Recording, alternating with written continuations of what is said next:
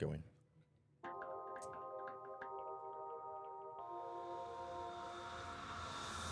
Hi and hello, Watch fans, and welcome once again to Geneva Watch Days 2025 from the Glass Onion outside the Pavillon. Today we are joined with Michel Nydegger from Greubel Forsey to talk to us about his novelties, about the brand, about his experience of the event, and everything else that pops up in conversation. Michel, welcome to the Glass Onion. It's a pleasure to have you here. Thank you very much for having me. Pleasure.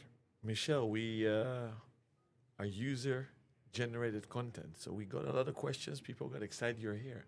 They wanted to know, what tattoo did you put? Because you've teased everyone on Instagram, and you asked them, what should I put? So they're dying to know, is it a Greubel Forsey watch? No, I'm not quite there yet. But I wasn't going to get something from the catalog anyway. It was just, I thought it was a bit of fun. But no, it's something that was planned a little bit in advance. But then, so we went to Miami, and we figured, that's the place where we should get tattoos. And so we did. It's a part of one of my guitars, which has like a flower motif, which I ended up getting. Amazing. And then spent a lot of time out in the sun, which is probably not the best thing to do when you get a tattoo, but such is life. It turned out great. Amazing. How important is it for you as a leader of an amazing watch brand to interact on these socials? It's a lot of fun, basically. And I do try to show people that even though Greubel Forsey is considered as like the best of the best, or the Mount Everest of watchmaking, that our timepieces are actually made to be worn, and you can actually just be comfortable and you don't have to worry about anything. So I think on social media it's a good way to do that, and it's also a good opportunity for everyone to just start a conversation, which you get to connect with people that you would have otherwise never met. So yeah, it's a lot of fun. That's actually interesting, and I love that you've pointing this out, because I have a retail background, and brands would always force me to present everything with not one but two gloves on. Sure, we did that as well, actually. And I obviously understand the wish, because coming from the métier d'art, and they are pieces of art. Sure. And man-made, and there's a lot of love, passion, hours put in. But I said in the end, I'll use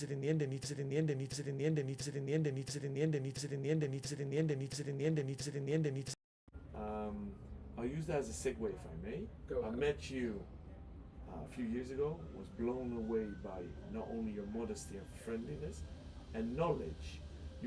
I dare to say, been propelled into the CEO today of Greubel Forsey. Yeah, so I'm not modest anymore, and I'm super arrogant. I don't even know what I'm talking to. So is this something that I use the word to propel into it? Was that an ambition of yours, or could you simply not reject the request to step up? So it was not something which was planned.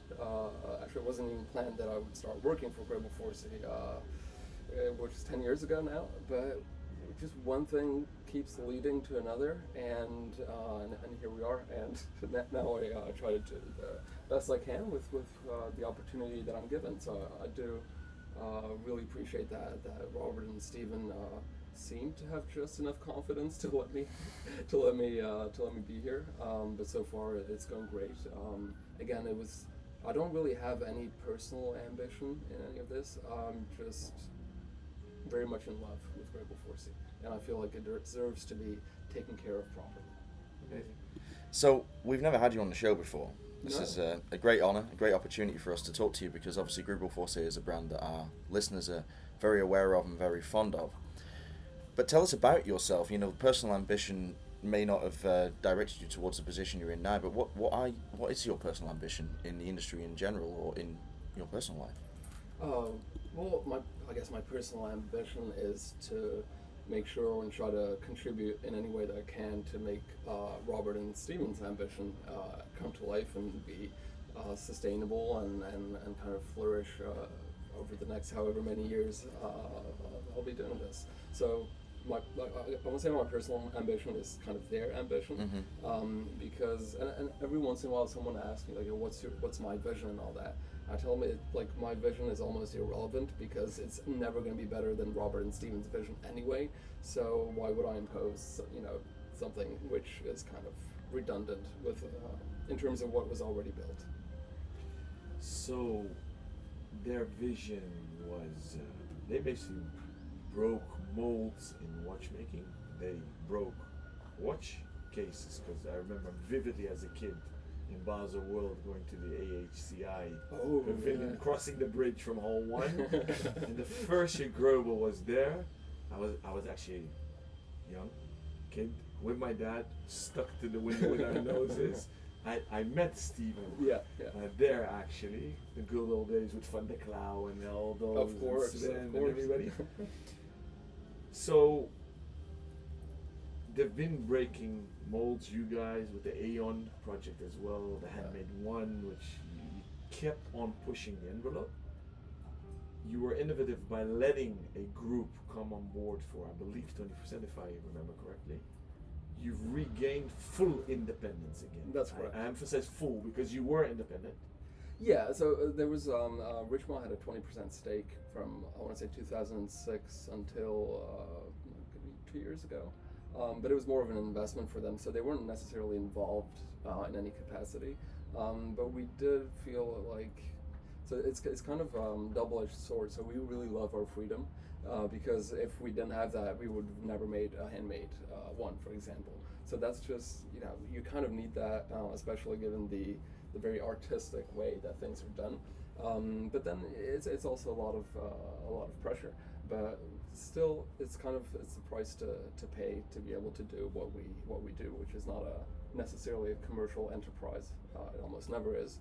But the idea is to always, with every project, contribute something which we feel is significant to within the context of the history of watchmaking as a whole.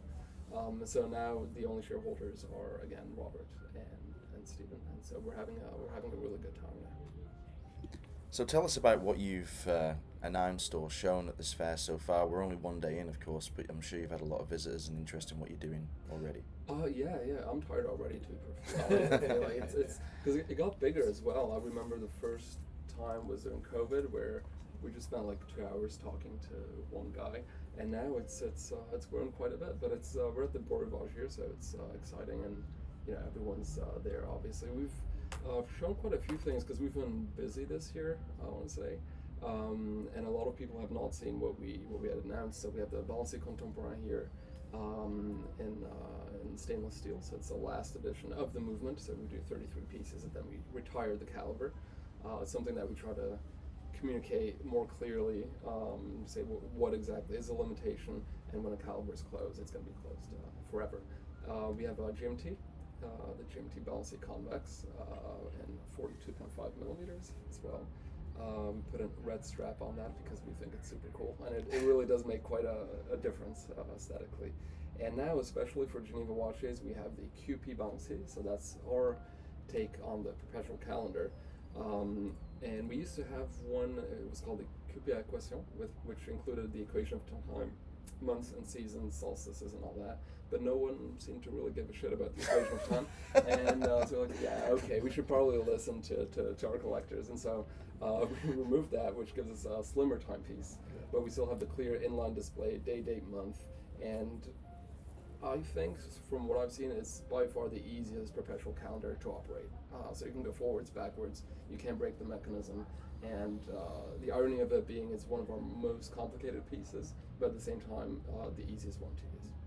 Talk to me about caliber development, because if you're making a caliber and retiring it after 33 pieces, then the investment must be enormous. How long does it take to construct a new caliber? Anywhere between 3 and like 15 years. Okay, quite a delta. It depends on what it is. Yeah. So something like a Grand Sonnery is gonna take a long time. But as you're right, and more often than not, it really isn't a commercial exercise. But again, as we said, since we have the freedom to do these kinds of things, where no one is asking us for growth or quarterly reports, we can really just focus on what we feel needs to be done or what we really enjoy doing. In caliber development, I don't think there's really a rule in how we do that. But what's interesting, at least to me, is that movement construction and design are so closely linked that it's not one follows the other. It's just you have to do both at the same time. So any aesthetic consideration is gonna at the same time be a technical one.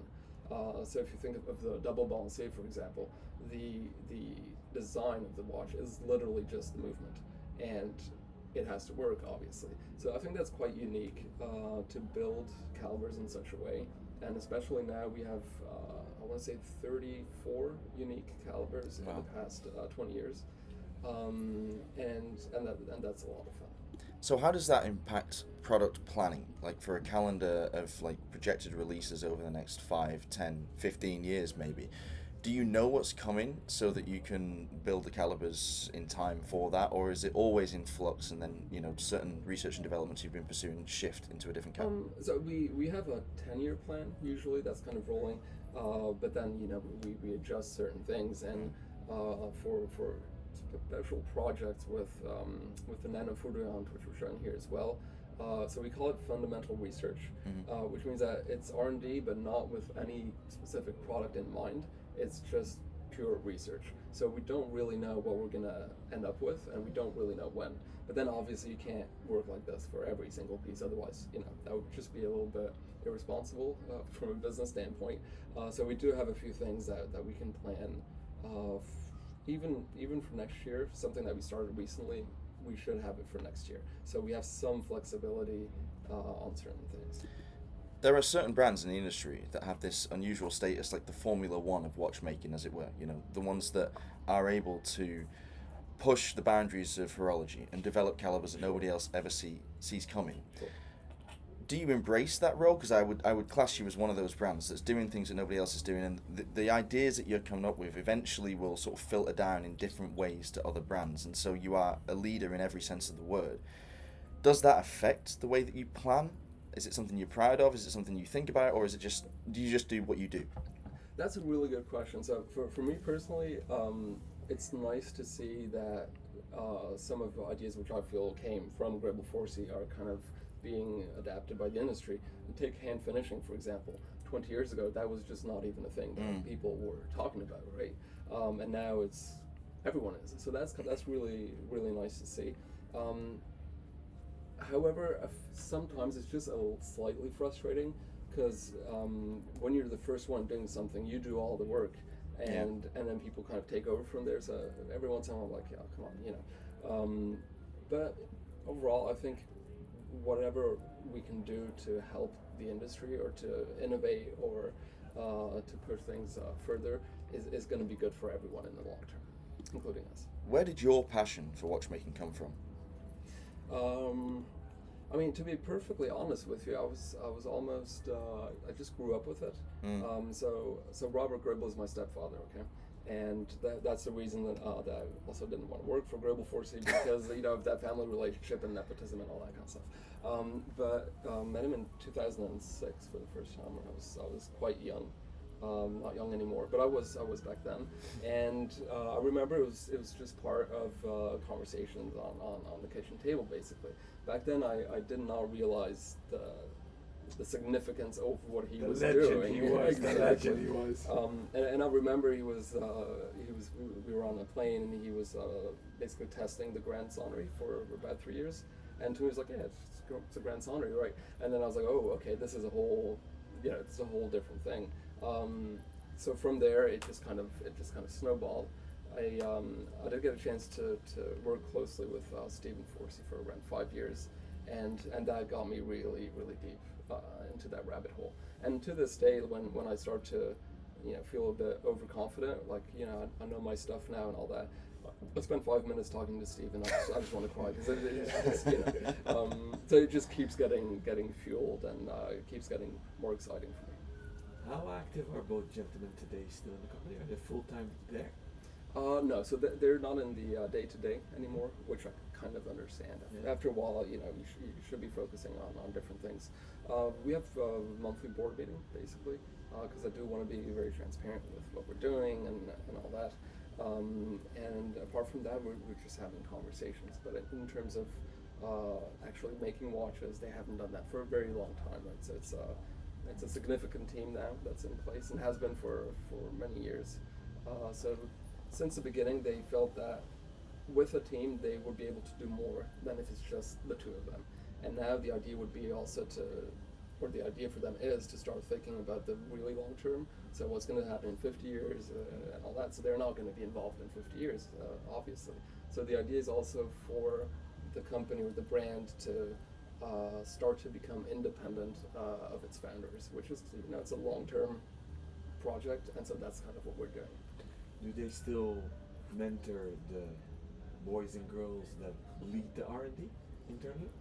So Robert mostly, which is nice to see, he can focus more on concepts than on, let's say, the exact shape of that tourbillon bridge.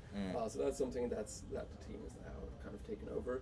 But he's always, I want to say, 20 years ahead of all of us, and the concepts that he brings to the table are so out there that the nice challenge for us is that we try to translate that into something tangible that we can actually make.